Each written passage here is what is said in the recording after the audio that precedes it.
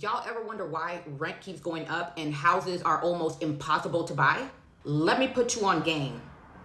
This ain't your landlord, Mr. Bob. This is a billion-dollar company called Blackstone. And they just bought half of America and no one even noticed.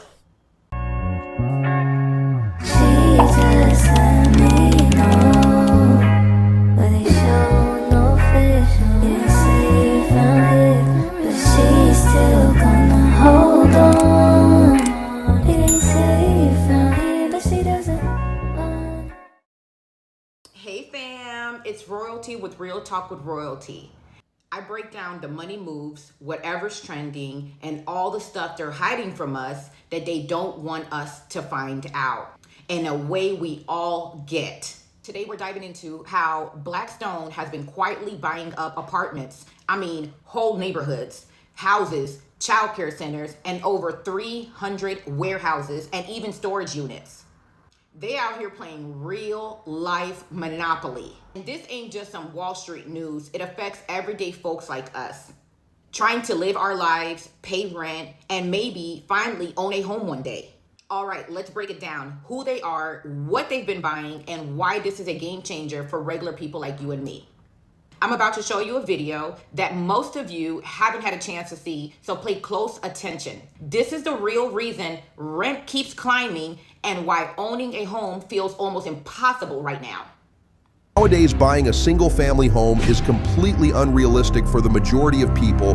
Like, are you telling me that people are just going to be able to pay the tremendous upfront amount of money to buy a property and to then be stuck with it for the rest of their lives, all while mostly paying not even for the home, but for the interest on their loan, as well as property taxes, and let me not even get started on maintenance. But you know what is not unrealistic to be bought, at least for a certain group of people, or let's say companies? Your future. In 2025, your American dream is being bought, packaged, traded, and owned by a company most Americans have never even heard of, Blackstone. A name that sounds like something from a medieval castle. But this isn't fantasy. This is the new reality of American housing. And while you were working, saving, dreaming of that perfect home, Blackstone was buying entire neighborhoods, entire cities, entire futures. They're not just buying houses, they're buying America itself. And nobody's talking about it. And now let me help you with a few tips so you don't embarrass yourself in some future conversations with people and just some common misconceptions. Blackstone is the main company buying up American real estate. Don't confuse the two, or at a dinner table, if you're sitting with someone who knows a thing or two, you might make a fool of yourself. But I'm here to help you. So sit back and get ready to understand how and when BlackRock bought up half of America, and how no one even noticed, and how this will affect your life if you don't pay attention. I find it hilarious how no one really covers this topic, and most people would rather talk about the increase of the price of eggs or bread when one of the biggest expenses of your lifetime is at serious risk. Welcome to House Crisis, and I am here to save your with some straight information. Let's get into it. Number 10, the Phoenix phenomenon. Phoenix, Arizona, the Valley of the Sun, where retirees once flocked for golden years and young families sought affordable starts. But in 2025, something else is happening in these desert suburbs. Drive through Maryvale, cruise down Ahwatukee. What do you see? Rows of identical houses, pristine lawns, American flags waving. Looks normal, right? Wrong. Behind those doors, there's no family dinner table, no kids' height marks on the doorframe, no mortgage being slowly paid off by proud homeowners. These houses have corporate landlords now, and the biggest one? Blackstone's Invitation Homes, 32,000 single-family homes, just in Phoenix Metro. That's not a neighborhood, that's an empire. The numbers are staggering. Since 2012, Blackstone has spent over $150 billion on real estate, not millions, billions. While the average American family struggles to save a $20,000 down payment, Blackstone drops that amount every 12 seconds. Every 12 seconds. In Phoenix alone, home prices have exploded 140% since Blackstone started buying. Coincidence? The median home now costs $450,000. For a family making $75,000 a year, that's not just expensive, it's impossible. Jennifer Martinez saved for 15 years. 15 years of double shifts, skipped vacations, coupon cutting. She finally had her down payment. But every house she bid on, gone. Cash offer, above asking, no inspection. Corporate buyer. Number 9, The Southeast Stranglehold, Atlanta, Charlotte, Nashville, Raleigh, the New South, where tech workers flee California prices and families seek better lives. These metros were supposed to be different, affordable, accessible, American. But drive through suburban Atlanta today. Peachtree Corners, Alpharetta, Duluth. Notice anything strange? Every third house has the same property management sign, the same rental application process, the same corporate owner. Blackstone didn't just buy houses here. They bought entire subdivisions, at foreclosure auctions, in bulk purchases, like buying cereal at Costco. Except it's the American dream they're stockpiling. 28,000 units across the Southeast. That's not investment, that's colonization. The data is terrifying. In zip codes where Blackstone owns more than 3% of homes, rents have increased 47% faster than surrounding areas. Faster, not just increasing, accelerating beyond what local incomes can support. Tampa Bay, they own 6% of all rental homes. 6%, one company, controlling what families pay for shelter. In Charlotte, teachers can't afford to live in the districts where they teach. Nurses commute 2 hours because everything closer is corporate owned, corporate priced. The very people who build communities can't afford to live in them. Mike Thompson, a firefighter, puts it simply, I save homes I'll never afford. Number 8, the warehouse wars. But homes are just the beginning. While you weren't looking, Blackstone became the largest owner of warehouses in America. 1.2 billion square feet. Let that sink in. Billion. With a B, every Amazon package, every Walmart delivery, every online order, there's a good chance it passed through a Blackstone warehouse. They don't just own homes, they own the supply chain. During the pandemic, when e-commerce exploded, Blackstone's warehouse empire printed money. $31 billion in warehouse acquisitions in just 3 years. While small businesses shuttered, Blackstone was buying their distribution centers. The Inland Empire, California, once orchards and open space. Now, the warehouse capital of America. And Blackstone owns a kingdom there, 300 warehouses, controlling the flow of goods to 40 million Californians. But here's the sinister part. These warehouses don't just store products, they reshape communities. Property taxes skyrocket, air quality plummets, traffic clogs, and the jobs, mostly minimum wage, no benefits, no future. Blackstone profits whether you're coming or going. They own where you live, they own where your stuff is stored. They're the middleman in your entire life. Number 7, the apartment apocalypse. Think apartments are safe from corporate control? Think again. Blackstone owns 300,000 apartment units. 300,000. That's entire cities worth of renters paying into one corporate machine, Los Angeles. They own massive complexes in Koreatown, Hollywood, downtown, working families, young professionals, elderly on fixed incomes, all writing checks to the same Wall Street giant. The playbook is always the same. Buy the building.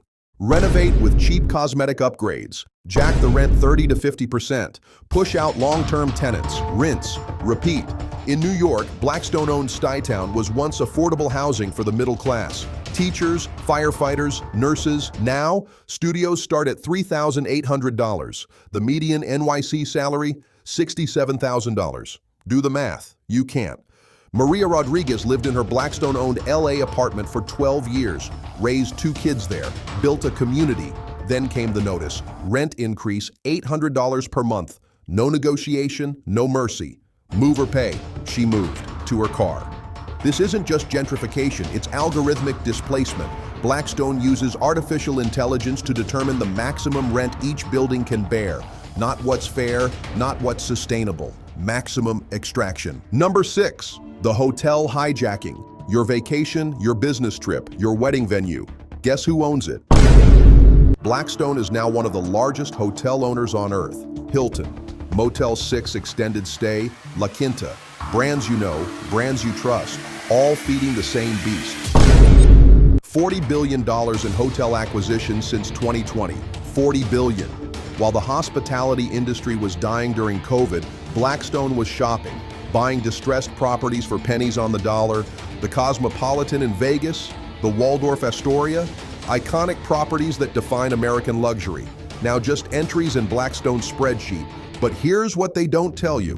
When private equity owns hotels, service suffers, staff gets cut, wages stagnate, maintenance gets deferred. That romantic getaway you saved for, You're paying 5-star prices for 3-star service because shareholders matter more than your special moment. Even worse, these hotels often get tax breaks meant for small businesses. Blackstone's hotels collected millions in PPP loans during COVID, money meant for mom-and-pop motels, going to a company worth $1 trillion as your tax dollars, subsidizing billionaires, who then charge you $400 a night for a room that cost $150 5 years ago.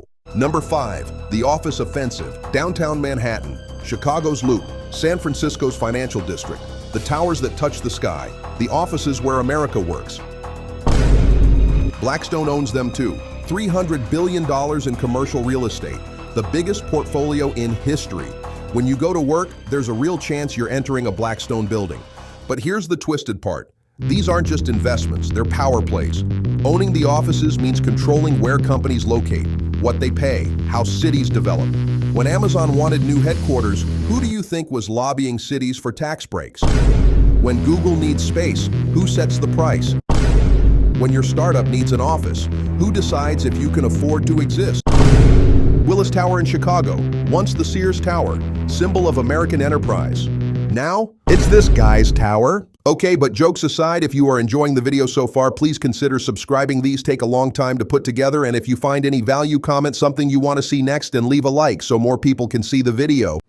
By the way, if you're enjoying this breakdown, please consider subscribing. I have more videos coming up and you don't want to miss them. But as I was saying, another Blackstone trophy, they bought it for $1.3 billion. The tax breaks they negotiated, worth $270 million. That's your money, subsidizing their empire. The work-from-home revolution should have crashed office values, but Blackstone's betting against you, buying distressed offices cheap, waiting for companies to force workers back, playing both sides of your daily commute. Number 4, the mobile home monopoly. Think Blackstone only targets the middle class? Wrong. They're coming for everyone. Mobile home parks, the last affordable housing in America, where working families, seniors, veterans find shelter they can actually afford. Blackstone owns 70,000 mobile home lots. 70,000. These aren't investments. They're captive markets. Here's the cruelty. You might own your mobile home, but Blackstone owns the land beneath it. And moving a mobile home costs $10,000 or more, if it's even possible. Most can't be moved at all. So when Blackstone raises lot rent, you're trapped. Pay or abandon your home, the home you own, on land they control. In Florida, lot rents have doubled in Blackstone parks. Doubled. Seniors on Social Security seeing their $400 rent become $800. Veterans choosing between medication and shelter. This isn't economics, it's exploitation.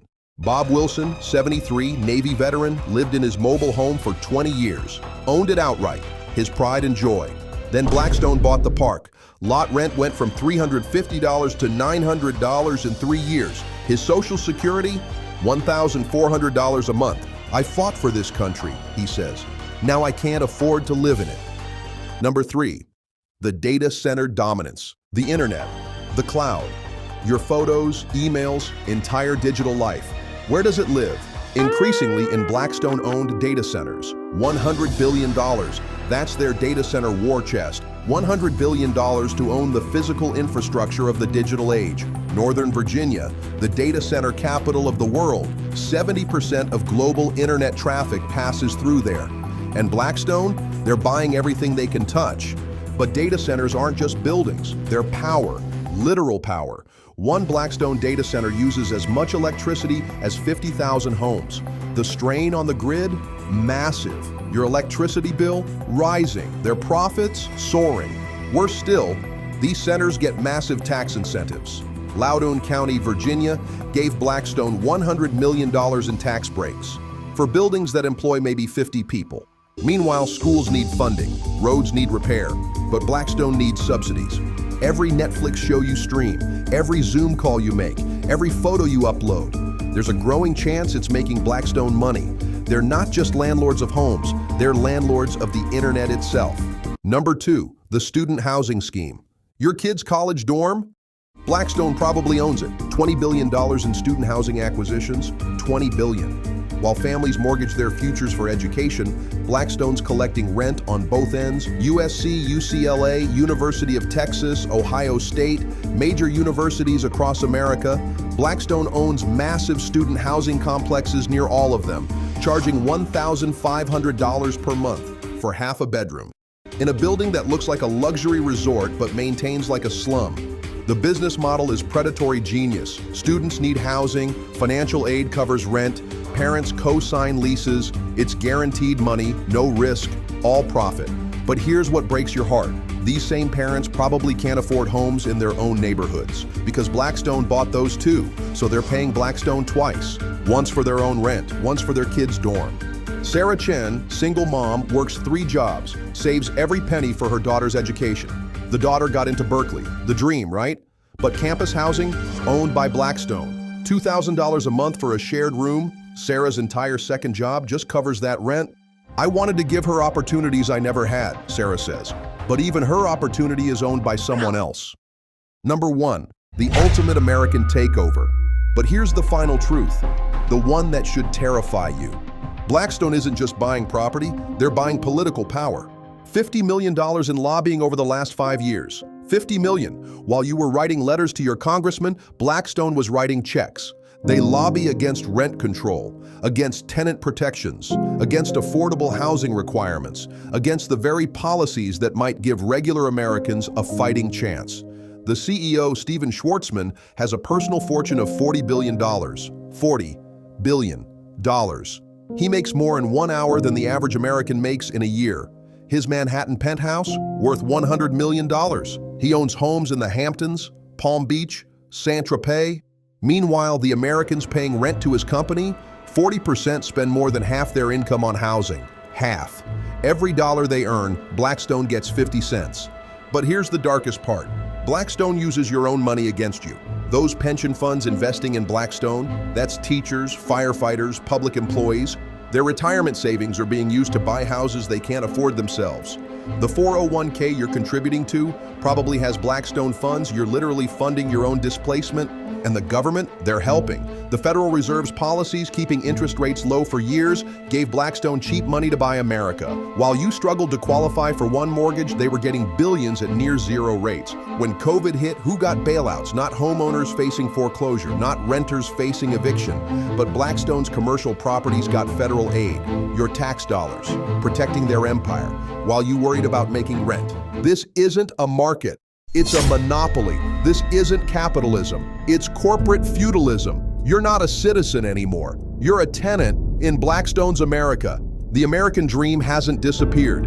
It's been acquired, reorganized, monetized. And unless something changes, unless people wake up, unless we demand better, the next generation won't even remember what it meant to own a piece of America, because Blackstone will own it all.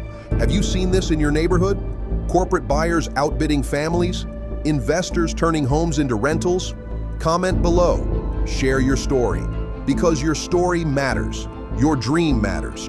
And maybe, just maybe, if enough of us speak up, we can take back what was always supposed to be ours, the American dream, before it's too late. Before Blackstone owns everything. Before you're just another tenant in what used to be your country. Talking about American greed. So now y'all see the game. Blackstone out here buying up everything they can get their hands on. Hotels, warehouses, and everything in between. While we the ones paying the price. Here's my question for y'all. Do you think billion-dollar companies should be allowed to buy up the homes and communities regular people need to live in? Or should there be laws to stop this real-life monopoly? Drop your thoughts in the comments. I really want to hear what y'all think. And don't forget to hit that like button, subscribe, and share this video so more people wake up to what's really happening out here. This is Real Talk with Royalty, and I'll catch you on the next one.